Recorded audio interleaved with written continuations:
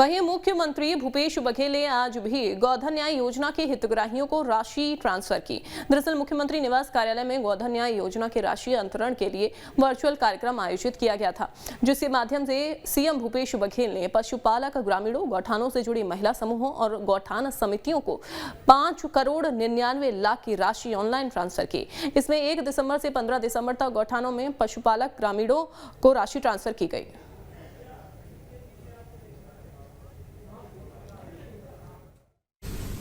पैरादान के बहुत अच्छे परिणाम दिखाई दे रहे हैं। 5 लाख क्विंटल से अधिक के पैरा हम लोग गौठानों में एकत्रित कर लिए। तो योजना के हितग्राहियों को सौगात आज भी मुख्यमंत्री भूपेश बघेल की ओर से दी गई। गोधन न्याय योजना के हितग्राहियों को राशि का ट्रांसफर दरअसल ये ऑनलाइन माध्यम से किया गया। अतिरिक्त आय का जरिया बन चुका है और इसके माध्यम से वो अपने छोटे छोटे सपने हैं वो साकार कर रहे हैं। जैसे बच्चों की पढ़ाई करना है, मोटरसाइकिल खरीदना है, कुछ गहने खरीदना है, मकान बनाना है, या खेत समतलीकरण करना है, या फिर गौपालन को और डेयरी को और बढ़ाना है। तो ऐसे ये जो गरीब लोग हैं, किसान हैं, गौपालक हैं, इसके लिए बहुत बड़ा जरिया बना है अपने आर्थिक स्थिति को सुधारने में। भोपाल में सीएम शिवराज सिंह चौहान ने नगरीय निकायों के नव निर्वाचित जनप्रतिनिधियों से संवाद किया। इसी दौरान सीएम शिवराज ने महापौर, अध्यक्ष और पार्षदों को राजनीति के गुण सिखाए। इस दौरान सीएम ने उल्लेखनीय कार्य करने वाले निकायों को सम्मानित भी किया।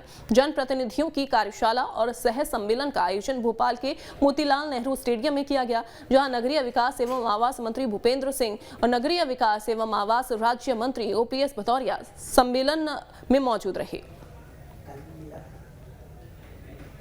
धृति मतलब मेरी बहनों और भाइयों, धैर्य हमेशा रखना। देखो अब अपन ने ऐसा काम चुना है जिसमें जनता रोज आएगी। सवेरे 6 बजे पहुंच गए और पार्षद जी पानी नहीं आओ, और आपने कि मर जाएगा वोट देकर खरीद लो का, हमें सवेरे से आ गए। अब एक विचार ये हो सकता मन में कि सवेरे सवेरे आ गए। अरे भैया चुने हैं तो आएंगे। भाई जनता के पास जनता तो नहीं आई थी कि आप खड़े हो जाओ, अपन ही गए थे कि सेवा करवाओ, हम आपके सेवक हैं। तो भैया सवेरे भी आएंगे, शाम को भी आएंगे, दोपहर को भी आएंगे, रात को भी आएंगे। बीमार हो जाएंगे तो आएंगे, पानी नहीं मिलेगा तो आएंगे, बिजली नहीं मिली तो आएंगे, मच्छर भिन भिनाए तो आएंगे। क्योंकि वो कौन के पास जाए, मामा तो आसानी से मिल नहीं सकता। सबसे जल्दी कौन मिलेगा, सबसे जल्दी मिलेगा पार्षद। सवेरे सवेरे पहुंच जाएंगे। और इसलिए मैं कह रहा हूं कि मेयर और अध्यक्ष से भी बड़ी जवाबदारी कोई की है तो पार्षद की है। इसी दौरान सीएम ने प्रतिनिधियों को 4 मंत्र भी दिए और उनसे सफल नेता बनाने के गुण सिखाए।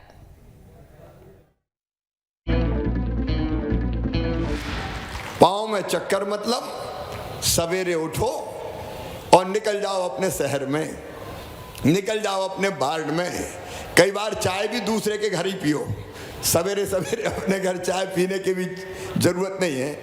टाइम बांध के 1 घंटा भ्रमण करूंगा और लोगों से मिलना जुलना, संवाद, चर्चा। लोगों से बचना नहीं है, लोगों के सामने जाना है, उनको मिलने का मौका देना है। कई बार नहीं होगी आज समस्या, हल देखेंगे, लेकिन लगातार अपने कार्य क्षेत्र में घूमते रहो। इसका मतलब है पांव में चक्कर। और दूसरी है मुंह में शक्कर, मतलब कड़वा मत बोलो, मीठा बोलो। अगर कोई चीज तत्काल नहीं हो सकती तो प्रेम से तो बोल लो यार। प्रेम से बोलने में कुछ लगता है क्या, बताओ? पीछे तक बताओ, लगता है क्या? अच्छी ऐसी वाणी बोलिए मन का आपा खोए, आपों को शीतल करे और हम शीतल होए।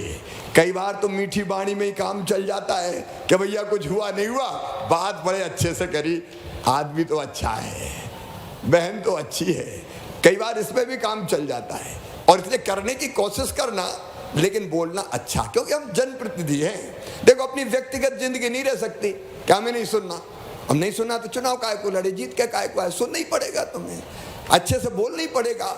हम अच्छे से बोलेंगे तो हम लोगों को संतुष्ट भी करेंगे और हमारी छवि भी लोगों के दिल और दिमाग में अच्छी बनेगी। ये हो गया मुंह में शक्कर और सीने में आग, मतलब काम करने की तड़फ होनी चाहिए। मेरे वार्ड को सबसे अच्छा वार्ड बनाऊंगा, स्वच्छता में बनाऊंगा, विकास में बनाऊंगा, लोगों की समस्याओं को हल करने में बनाऊंगा या बनाऊंगी, इसमें कसर नहीं छोड़ना। ये सीने में आग होती है। देखो आदमी को आलसी कभी नहीं रहना चाहिए। मैं मेरा ही उदाहरण दे रहा हूँ। मैं सवेरे 6:30-7 बजे कई बार वीडियो कॉन्फ्रेंसिंग से कलेक्टरों को, कुछ जिलों को जोड़ लेता हूँ। सवेरे सवेरे मेरा काम शुरू हो जाता है। सवेरे से लेके देर रात तक काम करता हूँ। मैं थकता इसलिए नहीं हूँ कि एक आग अंदर जलती रहती है कि और कर। तू केवल सोने के लिए थोड़ी है, तू बैठने के लिए थोड़ी है, तू 8 करोड़ 8.5 करोड़ लोगों के लिए है, तो ये आराम करने का कोई हक नहीं है, तो कर।